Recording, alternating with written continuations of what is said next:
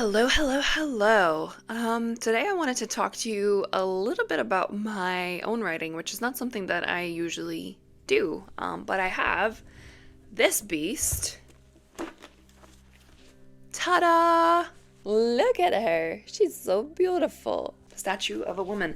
This is my first ever project that I completed to a standard that I'm actually happy with. And of course, I am joined by my lovely lady here, trying to get my attention now because it's nappy time. Well, it's sleepy time, and she wants to go to bed. And mom's just sitting here and working and working and working. I don't talk about my writing very often, and I thought I would change that and challenge myself to record a video about something that is actually personal and tell you a little bit about the journey that I had while actually writing this book. I'm not actually going to go too gravely into detail about what the book is because I'm still working on it and I'm still yet to do a third revision on it. But I did want to tell you, I guess, a little bit about how I actually finished it, how long it took me, and all these sort of ups and downs that I had with it. So I am probably gonna feel very uncomfortable making this video, but yeah, it's a challenge, and let's see how we do with it. So this project is a gothic historical family drama. There is also a queer romance subplot in it. It is quite a big part of the book, though, so I feel like I should mention it. And yeah, the book is basically a sort of a tragic haunted house, ghosts, family issues, unhealthy emotional attachment. I'm just spitting out the themes of the book to you right now, but I feel like that's easier to say than the actual premise of the book. I feel like authors, whenever we're asked to talk about our books, we can tell you everything but what actually happens in the book. So I'm staying true to that stereotype. What I could do is just read you the opening quotes that I have. So the dedication is, "For my grandfather, you're still wherever I go, in the smell of sandalwood and the light of every early dawn." And the opening quote, which people usually put other authors' quotes in them, but this just kind of came to me, so I just thought I'd stick with it because I felt like it kind of hit the nail on the head with the theme of the book. And the quote is, "The dead stay with us, a great gift in some cases, but quite a nasty surprise in others." And yeah, that's kind of what the book is about. It's ghosts and haunting, and sometimes not realizing that you are not being haunted by the dead, but by the living. So yeah, that's what the book is about. It's that beast. Look at that. Look at the thickness of it. It's actually not even that long. It's 97,000 words at present, but I got beta reader feedback on it earlier this year, and I think that word count is going to have to go up because most of the feedback was very much in agreement that they wanted more.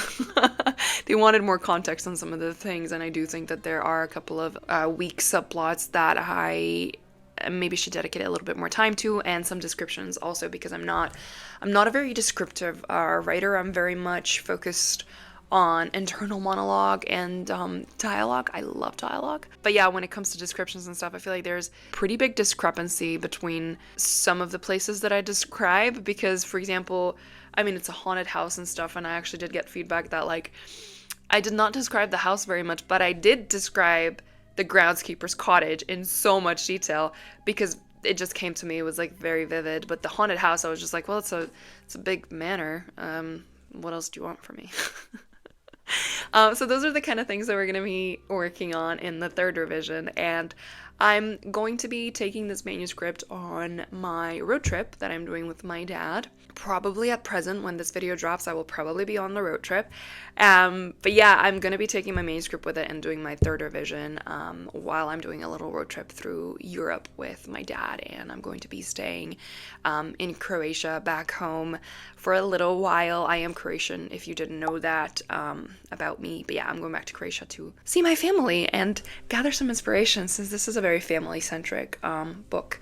And yeah, I might upload a vlog about my third revision and just my road trip in general and how that went. So if you want me to do that, let me know in the comments, and I'll definitely try and put something together. I mean, I'll probably do it regardless of whether you say you want it or not. So Yeah, so to tell you a little bit about the journey of this book, I started writing this in September of 2022 when I began my master's course in creative writing at Edinburgh Napier, and I finished writing it in, I believe it was October or November of the following year. And then I finished another revision of it, so like a full second draft rewrite in February this year.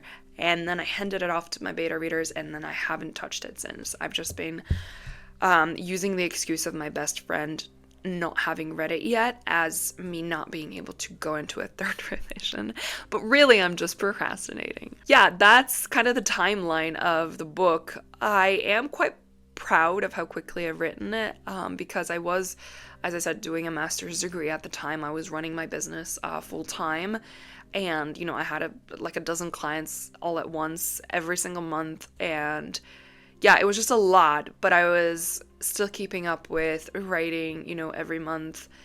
I probably averaged about 5 to 10,000 words a month, which was a good pace for considering how busy I was and considering that I was consistent with it. And then I ended up sort of finishing up this draft in a year. And I think the actual answer as to how I did that was because I was busy. Like, I feel like there's a bit of a paradox that I'm experiencing right now, because right now I'm actually not busy and I'm purposely taking some time to slow down in my business and to slow down with everything that I'm kind of doing right now. And it freed up a lot of my time, but I am not writing. Like, I'm writing way less than I was when I was busy. So I think that's the secret of writing a lot, is keeping yourself busy. I mean, I know that that only works for some people, but I guess I'm that type of person. It's kind of like that principle of, you know, action breeds more action. So if you know, just start doing something, if you just don't have time for it, you're more likely to actually get it done than you are if you have a lot of time for it, and then you'll just keep sort of pushing it back and procrastinating on it. The main inspiration behind this project was, I'm not gonna lie, Mike Flanagan. I adore everything that that man creates. If you don't know who I'm talking about, he created TV series such as Haunting of Hill House, Haunting of Bly Manor, Midnight Mass, Midnight Club, Gerald's Game. I think that's a film that he did. Hush Hush, or is it just Hush? Might just be Hush. But anyway, but anyways, he created like all of my favorite series, basically. And yeah, if you've watched anything that he's made, you'll know that he does horror films or horror series, but they are also very like focused on meaning and purpose and family a lot of the time, which again, that's like my strong suit, and that's the sort of themes that I like to explore. So he's definitely my number one inspiration. And yeah, if you enjoyed any of those shows, or if you like sort of light horror with more meaning and family themes, then I think you would enjoy my book, hopefully. And yeah, so those series were a major influence on the writing here. And I also really liked Rebecca by Daphne du Maurier. I might have mentioned that book earlier on in one of my videos, but yeah, Rebecca was actually recommended to me by my mentors in university, and I ate that book up. I think it was so good. I did try to sort of emulate this feeling that I got when I was reading Rebecca about this dead woman, this dead figure who we never actually meet in the book, but she is brought up a lot by other characters, and she is perceived, you know, completely differently by all of the characters in the book. So I do have a character like that in mind. The mother of the protagonist, the little girl Livy, she dies. We don't ever meet her, so she dies before the book even starts.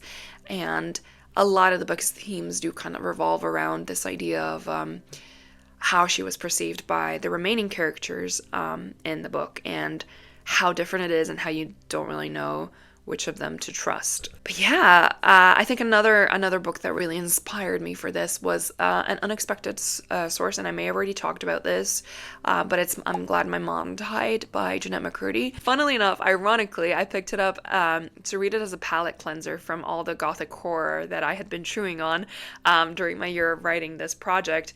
And I picked up this book because I was just curious, because I used to watch iCarly when I was a kid, and I loved Jeanette McCurdy, and I wanted to read her autobiography. And this book ended up being a really good contextual sort of material for me to work through some of those issues that people experience with mothers that are sort of abusive, and that, you know, when you lose them, like, what does that feel like? Because those are obviously complex emotions that I don't have access to, and I think this book was a really good sort of insight into what sort of happens in the head, in the brain of somebody who goes through that sort of experience. I mean, obviously it's a bit different in my book, but it was really helpful regardless. That's a tip that I would actually give any writers, is that while you are writing your project, just read like anything. Obviously it's awesome if you can sort of read in the genre that you're writing in and kind of breathe in those vibes and breathe in the tropes and the expectations, so that you know whether you want to use them or subvert them or try something different. But also just read anything, because you have no idea where inspiration is going to come from for whatever it is that you're writing. And I think it's just so important to do that. And I absolutely hate when writers tell me, or nobody has told me personally this, but I have seen it a lot online, where writers are just like, I'm not going to read because I don't want anything to influence my vision of the book. I'm like, what? Who are you kidding? Like, who are you kidding? We get influenced by everything: TV shows, movies, video games, whatever, like TikToks, anything that we see online, you're gonna get influenced. So at least do it consciously by picking the books that you're going to read and the books and works that you're going to be inspired from. So I did want to talk a little bit about where this project started and where it is right now, because I think that's one of the most interesting developments for me personally when I was writing this. If you know the song by Taylor Swift, what's it called? Right Where You Left Me. That was actually the spark of the idea that prompted this project, because I liked that song and I liked how visual it was and how it created such an interesting atmosphere. So I took this idea, a woman frozen in time sort of thing. It is definitely not anything like that anymore. Like, it completely evolved. I think I started out this project with this idea in mind, that I was going to write about like how depression feels, or how it feels like when life moves on around you and you are just stuck watching it. It is not at all what the project is about anymore, which is fascinating to me. I did work through that gradually. I kind of had these ideas that I wanted in the book, but I did work with a mentor, L.R. Lamb, in university in my course at Edinburgh Napier, and awesome university, by the way. Absolutely loved that master's course that I did there. But in working with a mentor, I worked with several people, but in working with my mentors, I definitely narrowed down that idea, and it went from a sort of very selfish, not even selfish, it was like a very surface level vague idea that I had, that I was like, oh, I want to explore depression on the page. And it just sort of evolved into a very nuanced niche question thematically, which was more about the grudges that we hold over people and how those can kind of impact what could have been. And they were like two completely separate themes, two completely separate things that I had to sort of experience. That journey from going from this initial seed of an idea that just sort of sparked the project and just made me started because I was intrigued. And then it turned into something completely different, and something that I just love so much more now. So yeah, if you can take away anything from that, is that sometimes it's okay to not know where your idea is actually going until you get there. And I think this was a really important lesson for me to learn as a writer, that I could just start writing and I didn't need to know the whole point of the story. I didn't need to know absolutely everything that's going to happen with the characters and absolutely all the plots and plot turns and plot twists and everything. I could just start writing and I would find it along the way. I would find the true purpose of it, and it did come very gradually. But the more I wrote and the more words I put down on the page, the more clear the image and the vision of the project actually became. But yeah, I learned a lot while writing this book, and I think the most important thing that I've learned is that writing is only really as hard as you make it out to be. And I kept sort of rediscovering this idea that I was going to struggle to pick up my project again after every chapter, and I was always going to convince myself that every new chapter I wrote was going to be the hardest thing I ever wrote. And then as soon as I started writing it, it would become easy again. So yeah, this project really taught me a lot, and I'm very happy that this was the first project that I actually finished in full, where I could say like, yeah, draft one is done. All of it is down on the page and done. And I think once you hit that point, if you haven't already, but once you hit that point of like being able to say, yeah, I finished a project, writing just becomes so much easier, and just taught me a lot. And you can't actually learn any of the lessons, even any of the lessons that I'm teaching on this channel. You can't actually learn any of it, not fully. You can't really process it until you've written, until you've actually sat down and applied those methods and seen whether, you know, any of the advice that you hear in line actually works for you or it doesn't work for you. The ultimate way of learning anything about writing is to actually write. Yeah, if you are going to be interested in reading this based on very little that I've said about it during this video, I thought, oh, this is going to be the video where I open up and I share all my deepest, darkest secrets and everything that I've written with you guys. But no, I've managed to dance around it. So if you, by any chance, are intrigued by this project, I will tell you just that there is no smut in it, and there is a really wholesome queer romance in it, though, which I'm very, very happy with. And as far as horror goes, if you are a younger reader, it's not that gory. I've had slightly younger audiences also beta read this for me, so it is definitely sort of safe. And the protagonist is 13, I think, in the book, and there's another sort of deuteragonist or a secondary protagonist who is 35, I think he is at the time of the story. So it's sort of it's definitely like a mixed family vibe for audiences.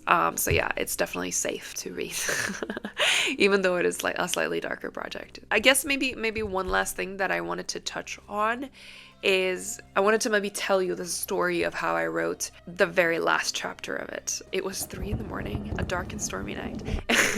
It actually was, I'm not kidding, but I finished this, I think it was like November at some point, 2023, and I just sort of sat down and I started the last chapter, and I was like, tonight's the night that I finish this. And I think I had managed to gaslight myself through the entire process of writing this book into thinking that it was going to end a certain way, that I was going to get a very sort of bittersweet, maybe happy almost ending. And the longer I wrote it, the more I started sweating and shivering, and like I'm actually not kidding, but I got to that point where I had to make the decision, and it was like my body knew before I even got there that the ending that I had told myself was going to happen was not in fact going to happen. And so I think it was a really interesting experience to sort of go through that and realize, along with the characters almost, that this was not going to end the way that they thought that it would. And I almost talked myself out of doing it, but thankfully my best friend Kai was online, because he is online at really odd times, and I sort of confided in him, and I was like, what if I did this? Like, what if the book ended that way? Would that be horrible? And he was like, no, it has to end that way. You have to write that. Please don't go for the sort of safe happy end option. And I listened to him, and I'm really happy that I did. I sort of told myself that it was going to be a test run of like, you know what, I'm gonna write 2 alternate endings, and I'm just gonna like try this and see what happens. I never ended up writing the alternate happy end. This was it. This was the ending. I knew it, like I felt it as I was writing it. And I think that for anyone who is watching this who is a discovery writer, or at least, you know, somewhat of a discovery writer, or if you have ever had a crazy idea about your project but you never dared to go there, I dare you to go there. I think it just makes, in most cases anyway, with the books that I've edited, and obviously this experience that I've had, it makes for a much powerful story in the end if you actually dare to listen to your gut, because it often will, you know, your subconscious often will come up with a much better idea for you. So that's why I think it's so important to sometimes just let yourself be swept away by new ideas and new directions for your story. And that's why I always say that your outline should change and your outline should grow with your story as you write it. And I think that writing this ending was an experience that I needed to have in order to really truly appreciate how much work your brain does for you, because I think that ending was always there. Like, it was always there, and my brain tried to almost protect me by giving me this illusion of like, this is how it's gonna end, this is how you're gonna write it, up until literally the moment where I had to write it. And then I started breaking out in sweats and shivers and being like, I'm not gonna write this ending. That's it. That's all I wanted to say, I think, about this project. I will probably be talking about it a lot more in the future, especially as we hopefully come to actually publishing this, and I'll feel a little bit more comfortable talking about what's actually in the project and what it's about and the characters and things like that. And I might also show you a little bit more about that as I do my revision and maybe some prose writing and things like that. I wanted to just quickly propose an idea to you. I have seen a couple of YouTube writers sort of do these videos where they edit some of your work, and I thought that was a really cool idea, and I wanted to try that myself. So in case you have a sort of first chapter or something like that that you would like to get feedback on, you can submit that through a Google form in my description box, and I would sort of pick a couple of these chapters and just edit them live through a video right in front of you. Not live, but like, well, maybe live, actually. I don't know. I haven't done a live in a long time. But yeah, I would edit these and then post them so that you guys can kind of learn from it and, you know, hopefully get some feedback on what you might want to improve on and what you might want to change or things like that. I just feel like that could be quite useful as a little learning exercise. And yeah, I would love to do that. So if you want to drop in any content for me to edit, feel free to do so in the description box, and I'll see you in the next one. Bye!